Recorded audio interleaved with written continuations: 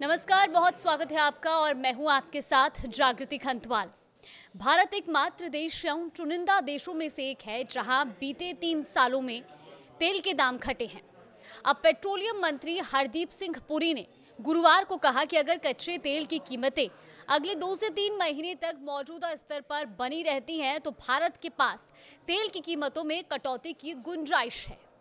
हालांकि दिल्ली में चल रही ऊर्जा वार्ता 2025 में उन्होंने ये भी स्पष्ट किया कि ये हालात स्थिर रहने पर ही लागू होगा, यानी कि अगर कोई बड़ी भू राजनीतिक घटना जैसे ईरान और इजराइल के बीच तनाव या कोई युद्ध जैसी स्थिति सामने आती है तो परिस्थितियां पलट भी सकती हैं।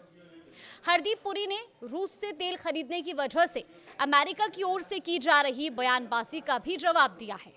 उन्होंने कहा कि भारत ने कच्चे तेल के आयात के जो स्रोत हैं उनकी संख्या को 27 से बढ़ाकर 40 कर दिया है। इसका मतलब ये है कि जहां भारत पहले 27 देशों से कच्चा तेल आयात करता था, वहीं अब इनकी संख्या बढ़ाकर 40 हो गई है। उनका ये बयान ऐसे समय पर आया जब एक दिन पहले ही यानी बुधवार को नाटो के सेक्रेटरी जनरल मार्क रूटी ने कहा था कि भारत, चीन और ब्राजील जैसे देशों पर प्रतिबंध लग सकते हैं क्योंकि वो लगातार रूस के साथ व्यापार कर रहे हैं।